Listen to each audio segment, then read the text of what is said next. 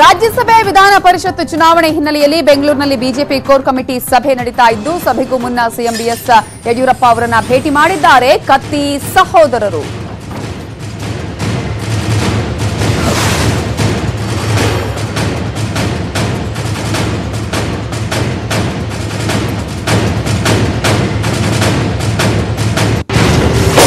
ಒಂದು ಕಡೆ ವಿಧಾನ ಪರಿಷತ್ ಹಾಗೆ ರಾಜ್ಯಸಭೆಯ ಚುನಾವಣೆ ಇರುವಂತಹ ಹಿನ್ನೆಲೆಯಲ್ಲಿ ಈಗ ಬಿಜೆಪಿಯ ಕೋರ್ ಕಮಿಟಿ ಸಭೆ ನಡೀತಾ ಇದೆ. ಕೋರ್ ಕಮಿಟಿ ಸಭೆಗೂ ಮುನ್ನ ಈಗ ಕತ್ತಿ ಸಹೋದರರು ಸಿಎಂ ಬಿಎಸ್ ಯಡಿಯೂರಪ್ಪ ಅವರನ್ನ ಭೇಟಿ ಮಾಡಿದ್ದಾರೆ. ಬಿಎಸ್ವೈ ಜೊತೆ ಚರ್ಚೆ ಮಾಡಿದ್ದಾರೆ ಉಮೇಶ್ ಕತ್ತಿ, ಹಾಗೆಯೇ ಅವರ ಸಹೋದರರಾಗಿರುವಂತಹ ರಮೇಶ್ ಕತ್ತಿ ರಾಜ್ಯಸಭಾ ಟಿಕೆಟ್ಗಾಗಿ ಪಟ್ಟನ್ನ ಹಿಡಿದಿದ್ದಾರೆ. ಈಗ ಕತ್ತಿ ಸಹೋದರರು ಸಾಕಷ್ಟು ಕುತೂಹಲ ಮೂಡಿಸಿದೆ ಕೋರ್ ಕಮಿಟಿ ಸಭೆಯಲ್ಲಿ ಏನಾಗುತ್ತೆ ಅನ್ನೋದು.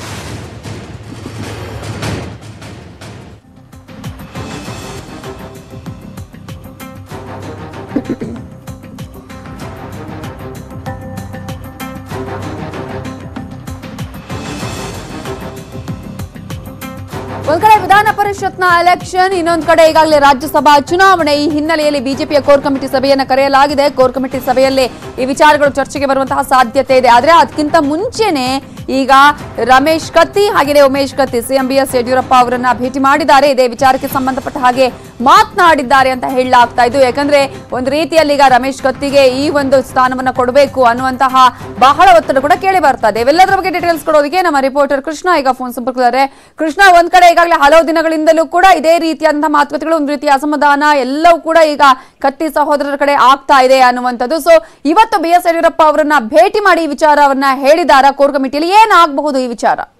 ನವಿತಾ, ಮುಖ್ಯವಾಗಿ ಈಗಾಗಲೇ ನಂತರ ರಮೇಶ್ ಕತ್ತಿ ಅವರು ಬಹಳ ಪ್ರಬಲವಾದಂತಹ ಆಕಾಂಕ್ಷೆ ಆಗಿರುವಂತದ್ದು ರಾಜ್ಯಸಭಾ ಚುನಾವಣೆಗೆ ಅಭ್ಯರ್ಥಿ ಆಗ್ಬೇಕು ಅನ್ನುವಂಥದ್ದು. ಈಗಾಗಲೇ ಮುಖ್ಯಮಂತ್ರಿ ಬಿಎಸ್ ಯಡಿಯೂರಪ್ಪ ಅವರನ್ನ ಭೇಟಿಯನ್ನ ಮಾಡೋದ್ರ ಮೂಲಕವಾಗಿ ಹಲವು ಬಾರಿ ಒತ್ತಡವನ್ನ ಹಾಕುವಂತ ಒಂದು ಕೆಲಸವನ್ನ ಮಾಡಿದ್ದಾರೆ. ಮುಖ್ಯವಾಗಿ ಇದರ ನೇತೃತ್ವವನ್ನು ವಹಿಸಿಕೊಂಡಿರುವಂತವರು ಉಮೇಶ್ ಕತ್ತಿ ಅವರು, ಬಿಜೆಪಿ ಹಿರಿಯ ನಾಯಕರು. ಈಗಾಗಲೇ ಕಳೆದ 3 ದಿನಗಳಿಂದನೂ ಕೂಡ ಪದೇ ಮುಖ್ಯಮಂತ್ರಿ ಬಿಎಸ್ ಯಡಿಯೂರಪ್ಪನವರ ಭೇಟಿ ಮಾಡಿದ್ದಾರೆ. ಈಗ ಬಿಜೆಪಿ ಕೋರ್ ಕಮಿಟಿ ಸಭೆಗೂ ಮುನ್ನ ಒಂದ್ಸರಿ ಭೇಟಿ ಮಾಡಿ ಅವ್ರ ಜೊತೆ ಒತ್ತಡ ಹಾಕುವಂತ ಒಂದು ಕೆಲಸವನ್ನ ಮಾಡಿದ್ದಾರೆ. ಇದ್ರ ಜೊತೆಗೆ ಈಗಾಗಲೇ ಪ್ರಮುಖವಾಗಿ ಈಗ ಕೆಲವೇ ಕ್ಷಣಗಳಲ್ಲಿ ರಾಜ್ಯ ಬಿಜೆಪಿಯ ಕೋರ್ ಕಮಿಟಿ ಸಭೆ ಕೂಡ ಆರಂಭವಾಗಿದೆ. ಪ್ರಮುಖವಾಗಿ ಈಗಾಗಲೇ ಮುಖ್ಯಮಂತ್ರಿ ಬಿಎಸ್ ಯಡಿಯೂರಪ್ಪ ಸೇರಿದಂತೆ ಕೋರ್ ಕಮಿಟಿ ಸದಸ್ಯರು ಎಲ್ಲರೂ ಕೂಡ ಭಾಗವಹಿಸಿದ್ದಾರೆ. ಬಿಜೆಪಿ ರಾಜ್ಯಾಧ್ಯಕ್ಷ ನಳಿನ್ ಕುಮಾರ್ ಕಟೀಲ್ ಅವರ ನೇತೃತ್ವದಲ್ಲಿ ಈಗಾಗಲೇ ಸಭೆ ಕೂಡ ಆರಂಭವಾಗಿದೆ. ಸಭೆಯಲ್ಲಿ ರಾಜ್ಯಸಭೆಗೆ ಯಾವ ಅಭ್ಯರ್ಥಿಗಳನ್ನ ಆಯ್ಕೆ ಮಾಡಬೇಕು ಅನ್ನೋದ್ರ ಬಗ್ಗೆ ಈಗಾಗಲೇ ಚರ್ಚೆ ಆಗ್ತಾ ಇರುವಂತದ್ದು. ಈಗಾಗಲೇ ಪ್ರಮುಖವಾಗಿ ರಾಜ್ಯಸಭೆ ಚುನಾವಣೆ ಘೋಷಣೆಯಾದ ನಂತರವಾಗಿ ಬಿಜೆಪಿಯಲ್ಲಿ ಪ್ರಬಲವಾದಂತಹ ಸಾಕಷ್ಟು ಸಂಖ್ಯೆಯಲ್ಲಿ ಆಕಾಂಕ್ಷಿಗಳಾಗಿದ್ದಾರೆ. ಪ್ರಮುಖವಾಗಿ ಬಿಜೆಪಿಯಲ್ಲಿ ರಮೇಶ್ ಕತ್ತಿ ಆಗಿರ್ಬೋದು, ತೇಜಸ್ವಿನಿ ಅನಂತಕುಮಾರ್ ಆಗಿರ್ಬೋದು, ಜೊತೆಗೆ ಹೀಗೆ ಪ್ರಭಾಕರ್ ಕೋರೆ ಸೇರಿದಂತೆ ರಾಜ್ಯ ಬಿಜೆಪಿ ಉಸ್ತುವಾರಿ ಆಗಿರ್ತಕ್ಕಂಥ ಮುರಳೀಧರ್ ರಾವ್ ಸೇರಿದಂತೆ ಪ್ರಮುಖವಾಗಿ ಸಾಕಷ್ಟು ಜನರಲ್ಲಿ ಇರುವಂತದ್ದು. ಹೀಗಾಗಿ ಅವರಲ್ಲಿ ಯಾರನ್ನ ಆಯ್ಕೆ ಮಾಡಬೇಕು ಅನ್ನೋದ್ರ ಬಗ್ಗೆ ಕೂಡ ಒಂದು ಚರ್ಚೆಯನ್ನ ಮಾಡ್ತಾ ಇರುವಂತದ್ದು.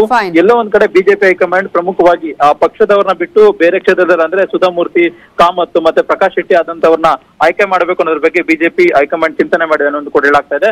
ಆದ್ರೆ ಅಂತಿಮವಾಗಿ ಇವತ್ತು ಯಾವ ಅಭ್ಯರ್ಥಿಗಳನ್ನ ಆಯ್ಕೆ ಮಾಡ್ಬೇಕು ಅನ್ನೋದ್ರ ಬಗ್ಗೆ ಚರ್ಚೆ ಮಾಡಿ ಫೈನಲ್ ಆಗಿ ಹೈಕಮಾಂಡ್ ಗೆ ಕಳಿಸಿರುವಂತ ಕೆಲಸಕ್ಕೆ ಇವತ್ತು ಮುಂದಾಗಿರುವಂತದ್ದು BJP. Navitha, okay, thank you Krishna ಡೀಟೇಲ್ಸ್ಗೆ. 4 ಸ್ಥಾನಗಳಿಗೆ ರಾಜ್ಯಸಭೆ ಚುನಾವಣೆ ಇರುವಂತಹ ಹಿನ್ನೆಲೆಯಲ್ಲಿ ಸೋಮವಾರ ಕಾಂಗ್ರೆಸ್ ಶಾಸಕಾಂಗ ಸಭೆ ನಡೆಯಲಿದೆ.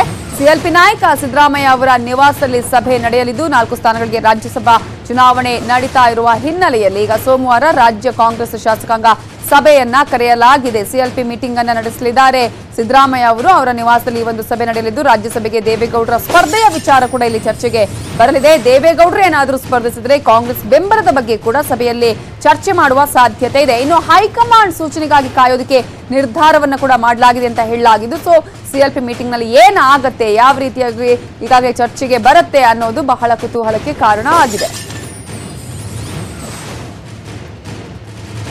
4 ಸ್ಥಾನಗಳಿಗೆ ರಾಜ್ಯಸಭೆ ಚುನಾವಣೆ ಜೂನ್ 19ರಂದು ನಡೆಯಲಿರುವಂತಹ ಹಿನ್ನೆಲೆಯಲ್ಲಿ ಈಗ ಎಲ್ಲಾ ಪಕ್ಷಗಳು ಬಿರುಸಿನ ಚಟುವಟಿಕೆಗಳನ್ನ ಮಾಡ್ಕೊಳ್ತಾ ಇದೆ. ಅದೇ ರೀತಿಯಾಗಿ ಈಗ ಕಾಂಗ್ರೆಸ್ ಕಡೆಯಿಂದಾಗಿ ಈಗ ಮಲ್ಲಿಕಾರ್ಜುನ ಖರ್ಗೆ ಅವರ ಆಯ್ಕೆ ಕೂಡ ಆಗಿದೆ. ಇನ್ನೊಂದು ಕಡೆ ಈಗಾಗಲೇ ಜೆಡಿಎಸ್ ವರಿಷ್ಠರಾಗಿರುವ ದೇವೇಗೌಡರು ಕೂಡ ಕಣಕ್ಕಿಳಿಯುವಂತಹ ಸಾಧ್ಯತೆ ಇದೆ ಅನ್ನುವಂತಹ ನಿಟ್ಟಿನಲ್ಲಿ ಸಿಎಲ್ಪಿ ಮೀಟಿಂಗ್ ನಲ್ಲಿ ಚರ್ಚೆಗೆ ಬರಲಿದೆ.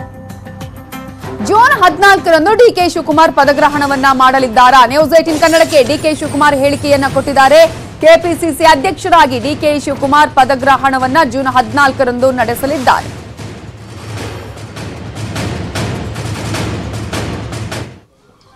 ನಾವು 7ನೇ ತಾರೀಕು ನಮ್ಮ ಪ್ರತಿಜ್ಞಾ ಸ್ವೀಕಾರ ಸಮಾರಂಭ ಮಾಡಬೇಕು ಅಂತ ತೀರ್ಮಾನ ಮಾಡಿದ್ದು. ಆದರೆ 8ನೇ ತಾರೀಕು ಕೂಡ ಯಾವುದು ರಾಜಕೀಯದ ಸಭೆ ಮಾಡಬಾರ್ದು ಅಂತ ಹೇಳಿ ಕೇಂದ್ರ ಸರ್ಕಾರ ರಾಜ್ಯ ಸರ್ಕಾರ ಆದೇಶ ಕೊಟ್ಟಿತ್ತು. ಸೊ ನಾವು ಪಾಲನೆ ಮಾಡಬೇಕು ಅನ್ನೋ ದೃಷ್ಟಿಯಿಂದ ಈಗ 14ನೇ ತಾರೀಕು ನಾವು ಟೈಮ್ ರಿಕ್ವೆಸ್ಟ್ ಮಾಡ್ಕೊಂಡಿದ್ದೀವಿ. ಚೀಫ್ ಮಿನಿಸ್ಟರ್ಗೆ, ಚೀಫ್ ಸೆಕ್ರೆಟರಿಗೆ ಎಲ್ಲರೂ ಕೂಡ ನಾನು ರಿಕ್ವೆಸ್ಟ್ ಮಾಡ್ಕೊಂಡಿದ್ದೀನಿ. ನನಗೆ ವಿಶ್ವಾಸ ಇದೆ 14ನೇ ತಾರೀಕು ಅವ್ರು ಪರ್ಮಿಷನ್ ಕೊಡ್ತಾರೆ ಅಂತೇಳಿ. ಸೊ 14ನೇ ತಾರೀಕು ಪರ್ಮಿಷನ್ ಕೊಟ್ಟರೆ ನಾವು ಮಾಡಿದ್ವಿ. ನೋಡೋಣ, ಫಸ್ಟ್ ಅವ್ರು ನಮಗೆ ಡಿನೈ ಮಾಡಲಿ, ಆಮೇಲೆ ಮಾತಾಡ್ತೀನಿ. ಸದ್ಯಕ್ಕವರೆಗೂ ಅವ್ರು ಏನು ಡಿನೈ ಮಾಡಿಲ್ಲ. ನನಗೆ ವಿಶ್ವಾಸ ಇದೆ ಅವಕಾಶ ಸಿಗ್ತದೆ ಅಂತೇಳಿ 14ನೇ ತಾರೀಕು ನಾನು ರಿಕ್ವೆಸ್ಟ್ ಮಾಡ್ಕೊಂಡಿದ್ದೀನಿ. ಇವೆಲ್ಲದರ ಬಗ್ಗೆ ಡೀಟೇಲ್ಸ್ ಕೊಡೋದಕ್ಕೆ ನಮ್ಮ ರಿಪೋರ್ಟರ್, ನಮ್ಮ ಪೊಲಿಟಿಕಲ್ ಬ್ಯೂರೋ ಮುಖ್ಯಸ್ಥರಾಗಿರುವಂತಹ ಚಿದಾನಂದ ಪಟೇಲ್ ಈಗ ನೇರ ಸಂಪರ್ಕದಲ್ಲಿದ್ದಾರೆ. ಚಿದಾನಂದ ಪಟೇಲ್, ಒಂದು ಕಡೆ ಈಗಾಗಲೇ CLP ಮೀಟಿಂಗ್ ಅನ್ನು ಕೂಡ ನಡೆಸುವಂತಹ ನಿಟ್ಟಿನಲ್ಲಿ, ಅಂದ್ರೆ ರಾಜ್ಯಸಭಾ ಚುನಾವಣೆಯ ವಿಚಾರಕ್ಕೆ ಸಂಬಂಧಪಟ್ಟ ಹಾಗೆ, ಇನ್ನೊಂದು ಕಡೆ DK ಶಿವಕುಮಾರ್ ಪದಗ್ರಹಣ ವಿಚಾರಕ್ಕೆ ಸಂಬಂಧಪಟ್ಟಂತೆ ಯಾವೆಲ್ಲ ಡೆವಲಪ್ಮೆಂಟ್ಸ್ ಗಳಾಗ್ತಾ ಇದೆ? ನವಿತಾ ಜೈನ್, ಮಹತ್ತರ ಬೆಳವಣಿಗೆಯೊಂದರ ಹಿನ್ನೆಲೆಯಲ್ಲಿ DK ಶಿವಕುಮಾರ್ ಅವರು ಇವತ್ತು ವಿಪಕ್ಷ ನಾಯಕ ಸಿದ್ದರಾಮಯ್ಯನವರ ನಿವಾಸದಲ್ಲಿ ಅರ್ಧ ಗಂಟೆಗೆ ಹೆಚ್ಚು ಸಭೆಯನ್ನು ನಡೆಸಿದರು. ಈ ಒಂದು ಸಭೆಗೆ ದಿನೇಶ್ ಗುಂಡೂರಾವ್ ಕೂಡ ಹಾಜರಿದ್ದರು.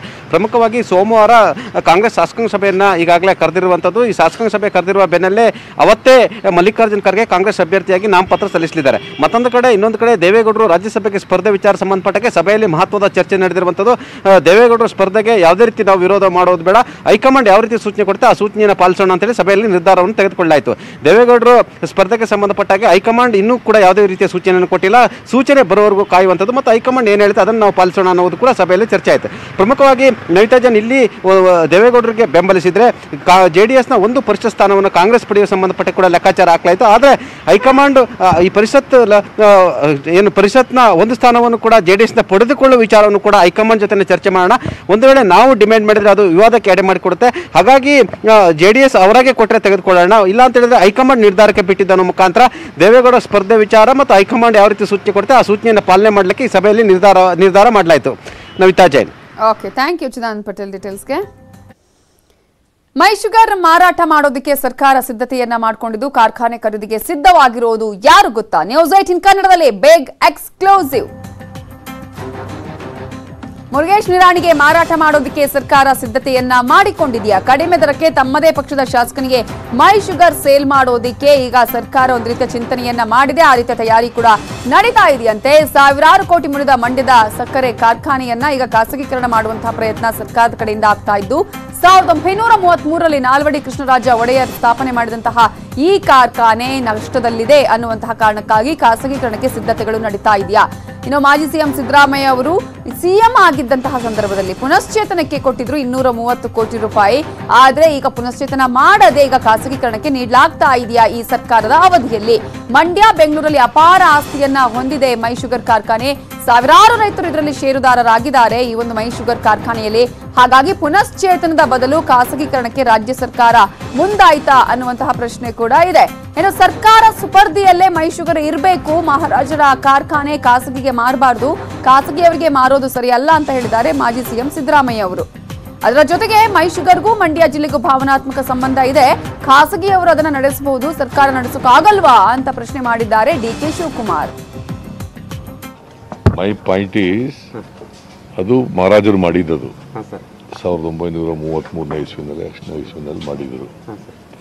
ಅದನ್ನ ಈಗ ಖಾಸಗಿಯವರಿಗೆ ಕೊಡೋದಿದೆಯಲ್ಲ, ನಾನು ಅದಕ್ಕೆ ಕೊಡಬಾರ್ದು ಅಂತಕ್ಕಂಥದ್ದು ನಾನು ಹೇಳಿದ್ದೀನಿ. ಸರ್ಕಾರ ಇರಬೇಕು. ಈಗ ನಾನಿದ್ದಾಗ ಸುಮಾರು 200 ಕೋಟಿ ಚಿಲ್ಲರೆ ಖರ್ಚು ಮಾಡಿದ್ದೆ ನಾನು ಅದಕ್ಕೆ, ಆ ಶುಗರ್ ಫ್ಯಾಕ್ಟ್ರಿಗೆ. ನಮ್ಮ ಸರ್ಕಾರ ಇದ್ದಾಗ 200 ಚಿಲ್ಲರೆ ಕೋಟಿ ಕೊಟ್ಟಿದ್ದು ನಾವು. ಈಗ ಇವರು ಖಾಸಗಿಯವರು ಕೊಡ್ತೀವಿ ಅಂತ ಅನ್ನೋದು ಸರಿ ಇಲ್ಲ. ಅಲ್ಲಿ ಜನ ರೈತರೆಲ್ಲ ಏನಂತ ಇದ್ದಾರೆ, ಖಾಸಗಿ ಕೊಡಬಾರ್ದು ಅನ್ನೋದು ರೈತರದೆಲ್ಲರದು. ಮೈ ಶುಗರ್ಗೂ ಮಂಡ್ಯ ಜಿಲ್ಲೆಗೂ ಒಂದು ಭಾವನಾತ್ಮಕವಾದಂಥ ಸಂಬಂಧ. ಅದು ವ್ಯಾಪಾರ ವಸ್ತು ಆಗಲಿಕ್ಕೆ ಸಾಧ್ಯ ಇಲ್ಲ. ಖಾಸಗಿಯವರು ನಡೆಸ್ಬೋದು, ಸರ್ಕಾರ ನಡೆಸೋಕ್ಕಾಗೋದಿಲ್ವೇ? ಏನೇನು ನ್ಯೂನ್ಯತೆ ಏನಿದೆ ಸರಿ ಮಾಡಿಕೊಂಡು ಒಂದು ದೊಡ್ಡ ಆಸ್ತಿ ಇದೆ, 100 ಎಕರೆ ಇದೆ, 200-300 ಎಕರೆ ಆಸ್ತಿ ಇದೆ. ಸರ್ಕಾರ ಅವ್ರ ಕೈಲಿ ನಡ್ಸೋಕ್ಕಾಗಲಿಲ್ಲ ಅಂದ್ರೆ ಹೇಳಿ, ನಾವು ಅದನ್ನ ಹೆಂಗೆ ನಡೆಸೋದು ಅಂತ ನಾವು ಹೇಳ್ಕೊಡ್ತೀವಿ. ಇದು ಅವ್ರದೇ ಪಾರ್ಟಿ ಒಬ್ರಿಗೆ ಕೊಡೋ ಮಾಹಿತಿ ನಿಮಗೂ ಬಂದಿದೆಯಾ ಸರ್? ನನಗೆ ಗೊತ್ತಿಲ್ಲ ಅದು. ಮೈ ಶುಗರ್ ಕಾರ್ಖಾನೆಯನ್ನ ಖಾಸಗೀಕರಣ ಮಾಡಲಾಗ್ತಾ ಇದೆಯಾ? 1933ರಲ್ಲಿ ನಾಲ್ವಡಿ ಕೃಷ್ಣರಾಜ ಒಡೆಯರಿಂದ ಸ್ಥಾಪನೆ ಆದಂತಹ ಈ ಒಂದು ಕಾರ್ಖಾನೆ ಸತತ 70 ವರ್ಷಗಳ ಕಾಲ ಲಾಭದಲ್ಲಿತ್ತು. ದಕ್ಷಿಣ ಭಾರತದ ಪ್ರಪ್ರಥಮ ಸಕ್ಕರೆ ಕಾರ್ಖಾನೆ ಅನ್ನುವಂತಹ ಹೆಗ್ಗಳಿಕೆ ಕೂಡ ಇದೆ. ಆದರೆ ಇದೀಗ ಖಾಸಗೀಕರಣ ಮಾಡೋದಕ್ಕೆ ಹೊರಟಿದೆಯಾ ಸರ್ಕಾರ ಅನ್ನೋದನ್ನ ಕೂಡ ಈಗ ಒಂದಷ್ಟು ಪ್ರಶ್ನೆಗಳು ಹುಟ್ಟಿಕೊಂಡಿದೆ. ಕಾರ್ಖಾನೆಯನ್ನ ಖಾಸಗೀಕರಣ ಮಾಡಲಾಗ್ತಾ ಇದೆಯಾ? ಸರ್ಕಾರ ಈ ರೀತಿಯಾದಂತಹ ಸಿದ್ಧತೆಗಳನ್ನ ಮಾಡಿಕೊಳ್ಳಲಾಗ್ತಾ ಇದೆ ಅನ್ನುವಂತಹ ಮಾತುಗಳು ಕೂಡ ಕೇಳಿ ಬರ್ತಾ ಇದೆ. ಆ ರೀತಿಯ ಸಿದ್ಧತೆಗಳು ಆಗಿದೆ ಅನ್ನುವಂಥದ್ದು. ಇದ್ರ ಬಗ್ಗೆ ಮಾತನಾಡೋಕೆ ನಮ್ಮ ಜೊತೆ ಈಗ ಮಾಜಿ ಸಚಿವರಾಗಿರುವಂತಹ ಮುರುಗೇಶ್ ನಿರಾಣಿ ಅವರು ಫೋನ್ ಸಂಪರ್ಕದಲ್ಲಿದ್ದಾರೆ. ಮುರುಗೇಶ್ ನಿರಾಣಿ ಅವರೇ, ನಿಮಗೆ ಈ ಒಂದು ಕಾರ್ಖಾನೆಯನ್ನ ಸೇಲ್ ಮಾಡುವಂತಹ ಮಾತುಕತೆಗಳು ಆಗಿದೆ ಅಂತ ಹೇಳಿ, ಯಾವಾಗ ಸೇಲ್ ಮಾಡುವಂತಹ ಮಾತುಕತೆಗಳು ನಡೆದಿದೆ? ಮೇಡಮ್, ಇದು ಸರ್ಕಾರಿ ಕಾರ್ಖಾನೆ. ಇದ್ರ ನಮ್ಮ ರಾಜ್ಯದಲ್ಲಿರುವಂತದ್ದು ಒಂದು ಸರ್ಕಾರಿ ಕಾರ್ಖಾನೆ, ಉಳಿದಿರುವಂತದ್ದು ಕೋಆಪರೇಟಿವ್ ಸರ್ಕಾರಿ ರಂಗದಲ್ಲಿ ನಡೀತಿರುವಂತದ್ದು, ಇನ್ನು ಉಳಿದಿರುವಂತದ್ದು ಮಾಲಕತ್ವದಲ್ಲಿರುವಂತದ್ದು. ಇದನ್ನ ಅವರು ಟೆಂಡರ್ ಕರೀಲಿಕ್ಕೆ ಸರ್ಕಾರದವ್ರನ್ನೇ ಹಿಂದಿನಿಂದ ಪ್ರಯತ್ನ ಮಾಡ್ತಾ ಇದ್ದಾರೆ. ಅದನ್ನ 40 ವರ್ಷಕ್ಕೆ ಲೀಸ್ ಕೊಡ್ಬೇಕು ಅನ್ನುವಂಥದನ್ನ ಹಿಂದಿನ ಸರ್ಕಾರದಲ್ಲಿ ತೀರ್ಮಾನ ಆಗಿ ಈಗಿನ ಸರ್ಕಾರದಲ್ಲಿ ಕ್ಯಾಬಿನೆಟ್ ದಲ್ಲಿ ಡಿಸಿಷನ್ ಮಾಡ್ಕೊಂಡು ಎಲ್ಲ ಸಚಿವರ ಒಪ್ಪಿಗೆ ತೆಗೆದುಕೊಂಡು ಇಟ್ಟಿದ್ದಾರೆ. ಅದನ್ನ ಅವರು ಲೀಸ್ಗಾದ್ರೂ ಕೊಡ್ಬೋದು, O&M ಪ್ರಕಾರ ಆದ್ರೂ ಕೊಡ್ಬೋದು, ಮತ್ತು 40 ಸರ್ಕಾರನೇ ನಡೆಸಬಹುದು. ಈ 3 ಆಪ್ಷನ್ ಇದೆ. ಆಗಿಲ್ಲ ಒಂದ್ ನಿಮಿಷ ಎಕ್ಸ್ಪ್ಲೇನ್ ಮಾಡ್ಬಿಡ್ತೇನೆ. ಈ 3ರಲ್ಲಿ ಕೊಡ್ಬೇಕಾದ್ರೆ ಯಾರಿಗೆ ಒಬ್ಬರಿಗೆ ವಿದೌಟ್ ಟೆಂಡರ್ ಕೊಡ್ಲಿಕ್ಕೆ ಅವಕಾಶ ಇಲ್ಲ ಕಾನೂನದಲ್ಲಿ. ಇದನ್ನ ಗ್ಲೋಬಲಿ ಟೆಂಡರ್ ಮಾಡಿ ಯಾರು ಬೇಕಾದ್ರೂ ಅಪ್ಲೈ ಮಾಡ್ಬೋದು. ಅಪ್ಲೈ ಮಾಡಲಿಕ್ಕೆ ಕಂಡೀಷನ್ಗಳು ಇರ್ತದೆ, ಸರ್ಕಾರದಿಂದ ಮಾಡಿರುವಂತ ಕಂಡೀಷನ್ಗಳು. ಆ ಕಂಡೀಷನ್ ದಾಗ ಯಾರು ಎಲಿಜಿಬಲ್ ಆಗ್ತಾರೆ ಅವ್ರು ಟೆಕ್ನಿಕಲ್ ಕ್ವಾಲಿಫೈ ಆಗ್ತಾರೆ. ಟೆಕ್ನಿಕಲ್ ಕ್ವಾಲಿಫೈ ಆದ್ಮೇಲೆ ಆಮೇಲೆ ಕಮರ್ಷಿಯಲ್ ಯಾರು ಹೈಯೆಸ್ಟ್ ಬಿಡ್ ಮಾಡಿರ್ತಾರೆ ಅವ್ರು ಕೊಡ್ತಾರೆ. ಅದರಲ್ಲಿ ನಿರಾಣಿ ಶುಗರ್ಸ್ ಬರ್ಬೋದು. ಇನ್ನು ಉಳಿದಿರುವಂತ ನಮ್ಮ ದೇಶದಲ್ಲಿ 800 ಸಕ್ಕರೆ ಕಾರ್ಖಾನೆಗಳಿದೆ. ಆ 800 ಸಕ್ಕರೆ ಕಾರ್ಖಾನೆಗಳಲ್ಲಿ ಯಾರಾದ್ರೂ ಅಪ್ಲೈ ಮಾಡೋದವ್ರಾಗಿರ್ಬೋದು. ಅದ್ರ ಮುಖ್ಯಮಂತ್ರಿಗಳ ಜೊತೆ ಆಗ್ಲಿ, ಸಕ್ಕರೆ ಮಂತ್ರಿಗಳ ಜೊತೆ ಆಗ್ಲಿ, KN ಕಮಿಷನ್ ಜೊತೆ ಆಗ್ಲಿ ಮಾತಾಡಿ ತೆಗೆದುಕೊಳ್ಳುವಂತದ್ದಲ್ಲ ಇದು. ಇದನ್ನ ಯಾರ ಜೊತೆಗಾದ್ರೂ ಮಾತಾಡಿ ಖರೀದಿ ನಡೆದಿದೆ ಅನ್ನುವಂಥದ್ದನ್ನ ಕಾನೂನದಲ್ಲಿ ಇದರಲ್ಲಿ ಅವಕಾಶ ಇಲ್ಲ. ಅದ್ರ ಸಲುವಾಗಿ ಅವರು O&M ಕರೆದ್ರೆ ಅಥವಾ 40 ವರ್ಷಕ್ಕೆ ಲೀಸ್ ಕರೆದ್ರೆ ಸರ್ಕಾರ ನಡೆಸಿದ್ರೆ ಅದು ಎಲ್ಲದಕ್ಕೂ ಕಾನೂನಿನ ಚೌಕಟ್ಟಿನೊಳಗೆ ಮಾಡ್ತಾರೆ. ಅದ್ರ ಜೊತೆ ಯಾರು ನನ್ನ ಜೊತೆ ಆಗ್ಲಿ ಮತ್ತೊಬ್ಬರ ಜೊತೆ ಆಗ್ಲಿ ಚರ್ಚೆ ಮಾಡುವಂತ ಸಂದರ್ಭನೇ ಬರೋದಿಲ್ಲ. ಇವರು ಕ್ಲೋಸ್ ಬಿಡ್ಡನ್ನೇ ಕರಿಬೇಕು. ಟೆಂಡರ್ ಅನ್ನೇ ಕರಿಬೇಕು. ಟೆಂಡರ್ ಕರೀದೆ ಅದರಲ್ಲಿ ಆ ಕಾನೂನಾತ್ಮಕವಾಗಿ ಆಗ್ಬೇಕು ಅಂತೇಳಿ ಒಂದು ಮಾತು ಕೇಳಿ ಬರ್ತಾ ಇದೆ. ಮುರುಗೇಶ್ ನಿರಾಣಿ ಅವರೇ, ಮುರುಗೇಶ್ ನಿರಾಣಿ ಅವರಿಗೆ ಇದನ್ನ ಕೊಟ್ಟು, ಅಂದ್ರೆ ಕಡಿಮೆ ಬೆಲೆಗೆ ಇದನ್ನ ಕೊಟ್ಟು ಆ ನಂತರ ಸರ್ಕಾರದಲ್ಲಿ ಅವರಿಗೆ ಸಚಿವ ಸ್ಥಾನ ಕೂಡ ಸಿಕ್ಕಿಲ್ಲ. ಸೊ ಈ ಮೂಲಕ ತೇಪೆ ಹಚ್ಚುವ ಪ್ರಯತ್ನ ಆಗ್ತಾ ಇದೆ ಅಂತ ಹೇಳಿ. ಮೇಡಮ್, ಏನ್ ಮಾತಾಡ್ತಾ ಇದ್ದೀರಿ ನೀವು? ಟೆಂಡರ್ ದಲ್ಲಿ ಇದ್ದಾಗ ಕಡಿಮೆ ರೇಟ್ ದಲ್ಲಿ ಹಾಕ್ತಾರೆ. ಯಾರು ಬೇಕಾದ್ರೂ ಅಪ್ಲೈ ಮಾಡಬಹುದಲ್ಲ. ಯಾರು ಎಷ್ಟು ಟೆಂಡರ್ ಹಾಕಿದಾರೆ ಅಂತ ಯಾರಿಗೂ ಗೊತ್ತಾಗೋದಿಲ್ಲ. ಈ ತರ ಮಾತು ಕೇಳಿ ಬರ್ತಾ ಇದೆ ಅಂತ ಹೇಳಿ. ಮಾತು ಏನ್ ಬೇಕಾದವರು ಮಾತಾಡ್ತಾರೆ. Is it possible? ನೀವು ಒಬ್ಬ ಟಿವಿ ನಡೆಸುವಂತ ಜವಾಬ್ದಾರಿ ಇರುವಂತವ್ರು, ನಮ್ಮ ರಾಜ್ಯದಲ್ಲಿ 800 ಸಕ್ಕರೆ ಕಾರ್ಖಾನೆ ಇದೆ. ಯಾರು ಬೇಕಾದ್ರೂ ಹಾಕ್ಬಹುದು. ಅವ್ರು ಇಂಗ್ಲಿಷ್ ಮತ್ತು ಕನ್ನಡದಲ್ಲಿ ಅಡ್ವರ್ಟೈಸ್ಮೆಂಟ್ ಕರೆದಿರ್ತಾರೆ. ಅದು ಕಮ್ಮಿ 150-160 ಪೇಜ್ ಇದೆ. ಅದನ್ನ ಅಪ್ಲೈ ಮಾಡ್ಬೇಕಾದ್ರೆ ಅದ್ರಲ್ಲಿ ಯಾರು ಕ್ವಾಲಿಫೈ ಆಗ್ತಾರೆ ಅವ್ರು ಡಿಸೈಡ್ ಮಾಡ್ತಾರೆ. ಮಾಜಿ ಸಿಎಂ ಸಿದ್ದರಾಮಯ್ಯ ಅವರು ಹೇಳೋದು, ನಾವಿದ್ದಂತ ಸಮಯದಲ್ಲಿ 230 ಕೋಟಿ ರೂಪಾಯಿ ಅನುದಾನ ಅದಕ್ಕೆ ಅಂತಲೇ ಪುನಶ್ಚೇತನಕ್ಕಂತಾನೆ ಕೊಟ್ವಿ, ಯಾಕೆ ಸರ್ಕಾರ ನಡೆಸೋದಿಕ್ಕೆ ಆಗೋದಿಲ್ವಾ ಅನ್ನುವಂತಹ ಮಾತನ್ನ. ಹೌದು, ಅವ್ರ ಸರ್ಕಾರದಾಗ ಯಾಕೆ ನಡೆಸಿಲ್ಲ? ಅವ್ರಿದ್ದಾಗನೇ ಬಂದಾಗಿದಲ್ಲ ಇದು. ಸನ್ಮಾನ್ಯ ಸಿದ್ದರಾಮಯ್ಯ ಅವ್ರ ಮುಖ್ಯಮಂತ್ರಿ ಇದ್ದಾಗನೇ ಬಂದಾಗಿದೆ. ಇಷ್ಟು ಅಮೌಂಟ್ ಕೊಟ್ಟರು ಸಹಿತ. ನಾನು ಕೈಗಾರಿಕಾ ಸಚಿವನಾಗಿದ್ದಾಗ, ಯಡಿಯೂರಪ್ಪನ ಮುಖ್ಯಮಂತ್ರಿ ಆಗಿದ್ದಾಗ 250 ಕೋಟಿ ರೂಪಾಯಿ ನಾವು ಕೊಟ್ಟಿವಿ. ಪ್ರತಿ ವರ್ಷ 50 ಕೋಟಿ ಅಂತೆ. ಆಮೇಲೆ ಸಿದ್ದರಾಮಯ್ಯ ಇಷ್ಟು, ಇದು ಕುಮಾರಸ್ವಾಮಿ ಅವರು ಇಷ್ಟೆಲ್ಲ ಪ್ರೆಸ್ ಮೀಟ್ ಮಾಡ್ತಾರೆ. ಲಾಸ್ಟ್ ಇಯರ್ ಅವರೇ ಮುಖ್ಯಮಂತ್ರಿಗಳಿದ್ರು, ಅವರೇ ಮಂಡ್ಯ ಇನ್ಚಾರ್ಜ್ ಇದ್ರು. ಯಾಕೆ ಕಾರ್ಖಾನೆ ಬಂದ್ ಮಾಡಿದ್ರು? ಇದರಲ್ಲಿ ಯಾರು ಒಂದ್ ಫೈಲ್ ತರಿಸಿ ತಮಗ್ ಬೇಕಾದವ್ರಿಗೆ ಅಪ್ರೂವಲ್ ಮಾಡ್ಲಿಕ್ಕೆ ಕಾನೂನು ಅಡಿಯಲ್ಲಿ ಅವಕಾಶಗಳಿಲ್ಲ. ಯಾರಾದ್ರೂ ಏನಾದ್ರು ಮಾತಾಡಿದ್ರೆ ಅದು ಸತ್ಯಕ್ಕೆ ದೂರವಾಗಿರುವಂತದ್ದು, ಅದು ಓನ್ಲಿ ಆರೋಪವಾಗಿರುವಂತದ್ದು. ಆಲ್ಮೋಸ್ಟ್ ಈಗ 14,000 ರೈತರು ಕೂಡ ಇದರಲ್ಲಿ ಷೇರುದಾರರು ಅನ್ನುವಂಥದ್ದು ಕೂಡ ಇದೆ. ಸೊ ಅವ್ರ ಜೊತೆ ಕೂಡ ಇದನ್ನೆಲ್ಲ ಸಮರ್ಪಕ ಮಾತನಾಡಬೇಕಾಗತ್ತಲ್ವಾ ಅಂತ ಹೇಳಿ. ಹೌದು, ಸರ್ಕಾರ ಮಾತಾಡ್ಬೇಕಾದ್ರೆ ಸರ್ಕಾರ ಕಾನೂನು ಅಡಿಯಲ್ಲಿ ಅವ್ರ ಕ್ರಮ ಕೈಕೊಳ್ತಾರೆ. ನಾನು ಅದಕ್ಕೆ ಬಿಡ್ಡೇ ಮಾಡಿಲ್ಲಲ್ಲ. ಹಾಕ್ತೀರಾ ಮುರುಗೇಶ್ ನಿರಾಣಿ ಅವರೇ? ಯಾರು ನೀವು ಹಾಕ್ತೀರಾ ಹೇಗೆ ಅಂತ ಹೇಳಿ? ಸರ್ಕಾರ ಕರೆದ್ರೆ, ಈಗ ಟೆಂಡರ್ ಕರೆದ್ರೆ ಅವತ್ತಿನ ಸಂದರ್ಭ ನೋಡ್ತೀವಿ. ಅವತ್ತಿನ ಸಂದರ್ಭದಲ್ಲಿ ನಿಮ್ಗೆ ಅನುಭವ ಕೂಡ ಇದೆ ಅಂತ ಹೇಳಿ 100ಕ್ಕೂ ಅನುಭವ ಇದೆ. ನಾನು ಸಾಕಷ್ಟು ಸಿಕ್ಕ ನಿಡುಗಳನ್ನ ರಿವೈವ್ ಮಾಡಿ ವಯಬಲ್ ಮಾಡಿರುವಂತ ಉದಾಹರಣೆ ಇದೆ. ಶುಗರ್ ಫ್ಯಾಕ್ಟರಿ ಇರ್ಬೋದು, ಸಿಮೆಂಟ್ ಫ್ಯಾಕ್ಟರಿ ಇರ್ಬೋದು, ಬೇರೆ ರಾಜ್ಯದಲ್ಲಿರುವಂತಹ ಸಕ್ಕರೆ ಕಾರ್ಖಾನೆ ಪರ್ಚೇಸ್ ಮಾಡಿದ ಒಂದು ದೊಡ್ಡದಾಗಿ ಮಾಡಿರುವಂತ ಉದಾಹರಣೆ ಇದೆ, ಎಲ್ಲ ಸಕ್ಸಸ್ ಆಗಿ ನಡೀತಾ ಇರುವಂತದ್ದು. ಇವ್ರು ಯಾವಾಗ ಕರೀತಾರೆ ಅವತ್ತು ನನ್ನ ಪರಿಸ್ಥಿತಿ ಏನಿರ್ತದೆ ಬೇಕಲ್ಲ. ಅಂತಹದೇ ಯೋಚನೆ ಇಲ್ಲ ಅಂತ ಹೇಳ್ತೀರಾ ಸರ್ಕಾರದ ಮುಂದೆ? ಯಾವ್ದು ಸರ್ಕಾರ ತೆಗೆದುಕೊಂಡಂತ ನಿರ್ಧಾರಕ್ಕೆ ಅವ್ರು 40 ವರ್ಷ ಲೀಸ್ ಕರೆದ್ರೆ ಅಂದ್ರೆ ಅವತ್ತು ನನಗೆ ಇರುವಂತ ಪರಿಸ್ಥಿತಿ ಮೇಲೆ ನಾನು ನಿರ್ಧಾರ ತಗೋತೇನೆ. ನನ್ನ ಹತ್ರ ಅಮೌಂಟ್ ಇತ್ತು, ನಾನು ಬೇರೆ ಏನಾದ್ರೂ ಇನ್ವೆಸ್ಟ್ಮೆಂಟ್ ಮಾಡ್ಬಿಟ್ರೆ ಅವ್ರು ಕರೆದ್ರು ಸಹಿತ ಹಾಕ್ಲಿಕ್ಕೆ ಆಗಲ್ಲ. ಓಕೆ, ಇದರಿಂದ ಈಗ ಈ ತರ ಖಾಸಗೀಕರಣ ಮಾಡೋದ್ರಿಂದ ರೈತರಿಗೆ ಏನಾದ್ರೂ ಇದರಲ್ಲಿ ಪ್ರಯೋಜನ ಆಗುತ್ತಾ, ಲಾಭ ಆಗುತ್ತಾ, ಹೇಗೆ ಅಂತ? ರೈತರಿಗೆ 100ಕ್ಕೆ 100 ಪ್ರಯೋಜನ ಆಗುತ್ತೆ. ಯಾಕಂದ್ರೆ ಅವ್ರು ದುಡ್ಡು ಹಾಕಿದಂತವ್ರು ಆ ದುಡ್ಡಿನ ಬಗ್ಗೆ ಕಳಕಳಿ ಇರ್ತದೆ. ಅವ್ರನ್ನ ಸಂಪೂರ್ಣವಾಗಿ ಅದನ್ನ ಸರಿಯಾಗಿ ನಡೆಸಿ ಅದ್ರ ರೈತರಿಗೆ ಬಿಲ್ ಕೊಡ್ಬೇಕನ್ನುವಂತದ್ರ ಕಡೆ ಗಮನ ಇರ್ತದೆ. ಉದಾಹರಣೆಗೆ ನಾವು ಹಿಂದಿನ ಸಾಕಷ್ಟು ಉದಾಹರಣೆಗಳನ್ನ ನಾವು ತಗೋಬಹುದು. ಬೇರೆ ಬೇರೆ ಕಡೆ ಕೋಆಪರೇಟಿವ್ ಸೆಕ್ಟರ್ ದಲ್ಲಿ ಇರುವಂತದನ್ನ ಪ್ರೈವೇಟ್ ದಲ್ಲಿ ಕೊಟ್ಟಿರುವಂತ ಸರಿಯಾಗಿ ನಡೆಸಿರುವಂತದ್ದು ನಮ್ಮ ರಾಜ್ಯದಲ್ಲಿ ಉದಾಹರಣೆಗಳಿವೆ. ಸರಿಯಾಗಿ ನಡೆಸಿಕೊಂಡಿರುವಂತದ್ದು ಇದೆ, ಅದೇ ರೀತಿಗೆ ಸಾಕಷ್ಟು ರೈತರಿಗೆ ಕೊಡದೆ ಬಾಕಿ ಉಳಿಸ್ಕೊಂಡಿರೋದು ಕೂಡ ಸಾಕಷ್ಟು ಉದಾಹರಣೆ ಬಹಳ ಕಡಿಮೆ. ನೋಡಿ, ಮೈಸೂರದಲ್ಲಿ ನಾವು 600 ಕೋಟಿ ರೂಪಾಯಿ ಕೊಟ್ಟಿದ್ವಿ ಈ 20 ವರ್ಷದಲ್ಲಿ. 600 ಕೋಟಿ ರೂಪಾಯಿದಲ್ಲಿ 2 ಫ್ಯಾಕ್ಟ್ರಿ ಹೊಸ ಫ್ಯಾಕ್ಟ್ರಿ ಆಗ್ತಿತ್ತು. Mysuru capacity 5,000 ton per day ಇದು. 600 ಕೋಟಿ ರೂಪಾಯಿ ಕೊಟ್ಟ ಮೇಲೂ ಸಹಿತ ಅದು ಸರಿ ನಡೆದಿಲ್ಲ. ನಾವು ಕೋಆಪರೇಟಿವ್ ಫ್ಯಾಕ್ಟರಿಯಲ್ಲಿ ಏನು ದುಡ್ಡು ಕೊಡ್ಲಾರ್ದೇನೆ ಆ ಹೊರಗಡೆ ಖಾಸಗಿ ಅವ್ರು ಕೊಟ್ಟಂತವ್ರು ಸರ್ಕಾರಕ್ಕೆ ಪ್ರತಿ ವರ್ಷ ದುಡ್ಡು ಕೊಟ್ಟು ಅವತ್ತು ಮಳೆ ಆಗಿರ್ದಿರುವಂತ ಡ್ರಾಟ್, ಫ್ಲಡ್ ಮತ್ತೊಂದು ಬೇರೆ ಬೇರೆ ರೀಸನ್ ಗಳಿಂದ 1 ವರ್ಷ 2 ವರ್ಷ ಬಂದಾಗಿರ್ತು. ಇದು ಥ್ರೋಟ್ ಬಂದಾಗಿರುವಂತ ಕಾರ್ಖಾನೆ. ನಿಮ್ಮ ಅನುಭವದಲ್ಲಿ ಒಂದು ಪ್ರಶ್ನೆ ನಾನು ಕೇಳ್ತೀನಿ ಮುರುಗೇಶ್ ನಿರಾಣಿ ಅವರೇ. ಈಗ ಸಾಕಷ್ಟು ಆಸ್ತಿ ಕೂಡ ಇದೆ ಮೈಸೂರಲ್ಲಿ ಆಗಿರ್ಬೋದು, ಬೆಂಗಳೂರಲ್ಲಿ, ಅಂದ್ರೆ ಮೈ ಶುಗರ್ಗೆ ಸಂಬಂಧಪಟ್ಟ ಹಾಗೆ ಅಂತ ಹೇಳಿ. ಸೊ ಅದನ್ನೇ ಏನಾದ್ರು ಸ್ವಲ್ಪ ಸೇಲ್ ಮಾಡಿ ಇದನ್ನ ಪುನಶ್ಚೇತನ ಮಾಡೋದಕ್ಕೆ ಆಗೋದಿಲ್ವಾ, ಹೇಗೆ ಅಂತ ಹೇಳಿ? ನೋಡಿ, ಆ ಆಸ್ತಿ ಇರುವಂತದನ್ನ ಇದ್ರ ಜೊತೆ ಕೂಡಿಸಿ ಟೆಂಡರ್ ಕರೀಬಾರ್ದು. ನಾನು ಪಾರ್ಟ್ ಆಫ್ ದ ಗವರ್ಮೆಂಟ್ ಕೆಲಸ ಮಾಡಿರುವಂತವನು. ಉದಾಹರಣೆಗೆ ಬೆಂಗಳೂರಲ್ಲೇನೆ ಒಂದು ಆಫೀಸ್ ಇದೆ 1.5 ಎಕರೆದಲ್ಲಿ. ಅದನ್ನ ಇದ್ರ ಜೊತೆ ಸೇರ್ಸೋದು ಬೇಕಾಗಿಲ್ಲ, ಅದನ್ನ ಸರ್ಕಾರನೇ ಇಟ್ಕೋಬಹುದು. ಇಲ್ಲಿ ನಮ್ಮ ಚಾಲುಕ್ಯ ಹೋಟೆಲ್ ಒಂದು ಗೆಸ್ಟ್ ಹೌಸ್ ಇದೆ, ಅದನ್ನ ಅದರಲ್ಲಿ ಸೇರ್ಸೋದು ಅವಶ್ಯಕತೆ ಇಲ್ಲ. ಯಾವ್ದು ಕಾರ್ಖಾನೆಗೆ ಸಂಬಂಧಪಟ್ಟಿರುವಂತದ್ದು, ಕಾರ್ಖಾನೆಗೆ R&D ಮಾಡುವಂತ ಲ್ಯಾಂಡ್ ಬೇಕು, ಅದನ್ನ ಮಾತ್ರ ಲೀಸಿಗೆ ಕೊಟ್ಟು ಅದು ಸೇಲ್ ಅಲ್ಲ, ಮತ್ತೆ ಅವ್ರು ಕೊಟ್ಟಿರುವಂತ ಅವಧಿಗೆ ಮತ್ತೆ ವಾಪಸ್ ಸರ್ಕಾರಕ್ಕೆ ಕೊಡ್ಬೇಕು. ಈ ರೀತಿ ಇದ್ದಾಗ ಕೊಡುವಂತ ತಪ್ಪೇನಿಲ್ಲ. ಈಗ ನಾವು 20 ವರ್ಷ ಸ್ವಂತ ಕಾರ್ಖಾನೆ ಸರ್ಕಾರದಿಂದ ನಡೆಸಿ ಮತ್ತು O&M ದಲ್ಲಿ ಕೊಟ್ಟು ಅನುಭವ ಇದೆ.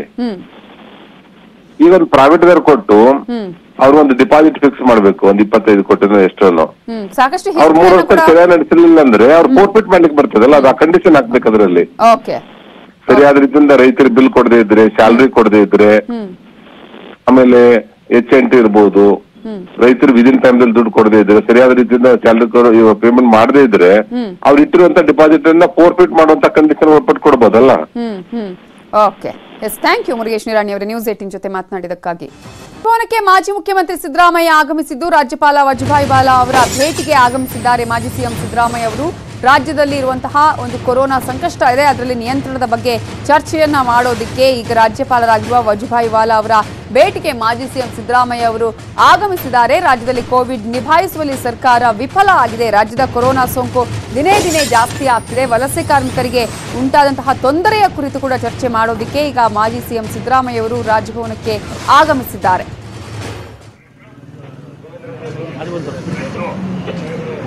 ಅಣ್ಣ ತಗೋ ನಮ್ಮ ಬ್ರದರ್ ಅಣ್ಣ ಚೆನ್ನಾಗಿ ಬರಬೇಕು ಮುಖ ಎಲ್ಲ. ಯಾವ ರೀತಿಯಾಗಿ ಕೊರೋನಾ ಸಂಕಷ್ಟದ ಸಂದರ್ಭದಲ್ಲಿ ಸಮಸ್ಯೆಗಳಾಯಿತು, ಸರ್ಕಾರ ಇದನ್ನ ಒಂದು ನಿಭಾಯಿಸುವಲ್ಲಿ ಯಾವ ರೀತಿಯಾಗಿ ವಿಫಲ ಆಗಿದೆ ಅನ್ನೋದ್ರ ಬಗ್ಗೆ ಮಾಹಿತಿಯನ್ನ ಕೊಡೋದಿಕ್ಕೆ ಮಾಜಿ ಸಿಎಂ ಹಾಗೆ ವಿಪಕ್ಷ ನಾಯಕರಾಗಿರುವಂತಹ ಸಿದ್ದರಾಮಯ್ಯ ಅವರು ಈಗ ರಾಜ್ಯಪಾಲರಂತಹ ವಜುಭಾಯಿ ವಾಲಾ ಅವರನ್ನ ಭೇಟಿ ಮಾಡೋದಕ್ಕೆ ಆಗಮಿಸಿದ್ದಾರೆ, ರಾಜಭವನಕ್ಕೆ ಆಗಮಿಸಿದ್ದಾರೆ. ಕೋವಿಡ್ ನಿಭಾಯಿಸುವಲ್ಲಿ ಸರ್ಕಾರ ಫೇಲ್ಯೂರ್ ಆಗಿದೆ ಅಂತ ಹೇಳಿ ಗವರ್ನರ್ ಭೇಟಿಗೆ ಸಿದ್ದರಾಮಯ್ಯ ಅವರು ಆಗಮಿಸಿದ್ದು, ಇದರ ಬಗ್ಗೆ ಚರ್ಚೆಯನ್ನ ಕೂಡ ಮಾಡಲಿದ್ದಾರೆ ರಾಜ್ಯಪಾಲರ ಬಳಿ. ಕೊರೋನಾ ಸೋಂಕಿನ ಆರ್ಭಟ ಹಾಗೂ ಲಾಕ್ಡೌನ್ನಿಂದಾಗಿ ಲಕ್ಷಾಂತರ ವಲಸೆ ಕಾರ್ಮಿಕರು ಬೆಂಗಳೂರು ಬಿಟ್ಟು ತಮ್ಮ ತಮ್ಮ ಊರುಗಳಿಗೆ ಹೋಗಿದ್ದಾರೆ. ಕಾರ್ಮಿಕರು ಇಲ್ಲದ ಕಾರಣ ಬೆಂಗಳೂರಿನ ಹಲವು ಕೈಗಾರಿಕೆಗಳು ಕನ್ಸ್ಟ್ರಕ್ಷನ್ ವಲಯಕ್ಕೆ ಭಾರಿ ಹೊಡೆತ ಕೊಟ್ಟಿದೆ. ರಾಜಸ್ಥಾನ, ಬಿಹಾರ ಸೇರಿ ಉತ್ತರ ಭಾರತದ ವಲಸೆ ಕಾರ್ಮಿಕರು ತಮ್ಮ ತಮ್ಮ ರಾಜ್ಯಗಳಿಗೆ ತೆರಳಿದ್ದಾರೆ. ಈ ಬಗ್ಗೆ ಪ್ರತಿಕ್ರಿಯಿಸಿರುವ ಕೈಗಾರಿಕಾ ಸಚಿವ ಜಗದೀಶ್ ಶೆಟ್ಟರ್, ಇನ್ನು 1-2 ತಿಂಗಳಲ್ಲಿ ನುರಿತ ಕಾರ್ಮಿಕರು ವಾಪಸ್ ಬರುವ ವಿಶ್ವಾಸವಿದೆ. ಇವರಿಲ್ಲದೆ ಆಗಿರುವ ತೊಂದರೆ ಏನೆಲ್ಲ ಆಗಿದೆ ಅಂತಾನು ಶೆಟ್ಟರ್ ಮಾಹಿತಿಯನ್ನ ಬಿಚ್ಚಿಟ್ಟಿದ್ದಾರೆ. ಇದ್ರ ಜೊತೆಗೆ ಇನ್ನೊಂದು ಕಾರ್ಮಿಕರ ಕೊರತೆನೂ ಇದೆ. ಈಗೇನು ವಲಸೆ ಕಾರ್ಮಿಕರಿದ್ದಾರಲ್ಲ, ಬೇರೆ ರಾಜ್ಯದಿಂದ ಬಂದಂಥವ್ರು, ಅವ್ರು ಹೋಗಿದ್ರಿಂದ ಭಾಳಷ್ಟು ತೊಂದರೆ ಆಗಿದೆ. ಬಟ್ ಅದರ ಇಫೆಕ್ಟು ಕನ್ಸ್ಟ್ರಕ್ಷನ್ ಲೈನ್ಗೆ ಆಗ್ತದೆ. ಈಗ ಸರ್ಕಾರಿ ಕನ್ಸ್ಟ್ರಕ್ಷನ್ ಇರ್ಬೋದು, PWD ಇಲಾಖೆ, ಬೇರೆ ಬೇರೆ ಇಲಾಖೆ, ಇರಿಗೇಷನು, ಅದ್ರ ಜೊತೆಗೆ ಪ್ರೈವೇಟ್ ಡೆವಲಪರ್ಸ್ ಇರ್ತಾರಲ್ಲ, ಅವರು ಅಪಾರ್ಟ್ಮೆಂಟ್ ಕಟ್ಸೋದು, ಮನೆ ಕಟ್ಸುವಂಥದ್ದು ಪ್ರಾಜೆಕ್ಟ್ ಇದೆಲ್ಲ ಆಲ್ಮೋಸ್ಟ್ ರಾಜಸ್ಥಾನ, ಉತ್ತರ ಪ್ರದೇಶದಿಂದ ಕನ್ಸ್ಟ್ರಕ್ಷನ್ ವರ್ಕರ್ಸ್ ಬರ್ತಿದ್ರು. ನಾನು ನೋಡಿದ್ದೀನಿ ಹುಬ್ಳಿಯಲ್ಲಿ ಹೊಸ ಹೊಸ ಮನೆಗಳನ್ನು ಕಟ್ಟುವಂಥದ್ದು ಅಪಾರ್ಟ್ಮೆಂಟ್ನಲ್ಲಿ ಅವರು ರಾಜಸ್ಥಾನಿ ಕಾರ್ಪೆಂಟರ್ಸು ಕೆಲಸ ಮಾಡುವಂಥವ್ರು ತಿಂಗಳಗಟ್ಟಲೆ ಅಲ್ಲೇ ಮನೇಲಿ ಕನ್ಸ್ಟ್ರಕ್ಷನ್ ಮಾಡುವಂಥ ಮನೆಯಲ್ಲೇ ಇದ್ದು ಅಲ್ಲೇ 1 ತಿಂಗಳು 2 ತಿಂಗಳು ಕ್ಯಾಂಪ್ ಹಾಕಿ ಒಂದು ಲಂಸಮ್ ಅಮೌಂಟ್ ತೊಗೊಂಡು ಹೊಂಟು ಬಿಡ್ತಾರೆ. ಅವರು 2 ತಿಂಗಳು ಕೆಲಸ ಮಾಡ್ತಾರೆ, ಮತ್ತೊಂದು 15 ದಿವಸ ಹೋಗ್ತಾರೆ, ಮತ್ತೆ ಬೇರೆ ಕಡೆ ಬರ್ತಾರೆ. ಈ ರೀತಿ ಒಂದು ಪ್ರೊಸೆಸ್ ಇರುವಂಥದ್ದು ಅವರೆಲ್ಲ ಹೋಗ್ಬಿಟ್ಟಿದ್ದಾರೆ. ಅದರಿಂದ ಸ್ವಲ್ಪ ಇಫೆಕ್ಟ್ ಆಗಿದ್ದು ಸ್ಕಿಲ್ ಲೇಬರ್ಸು ಕನ್ಸ್ಟ್ರಕ್ಷನ್ ವರ್ಕಿಗೆ ಸ್ವಲ್ಪ ಇದಾಗಿದೆ, ತೊಂದರೆ ಆಗಿದೆ. ಬಟ್ ಇನ್ನೊಂದು 1 ತಿಂಗಳು 2 ತಿಂಗಳಲ್ಲಿ ಅದು ರಿಸ್ಟೋರ್ ಆಗ್ತದೆ, ಅವರು ಬರ್ತಾರೆ.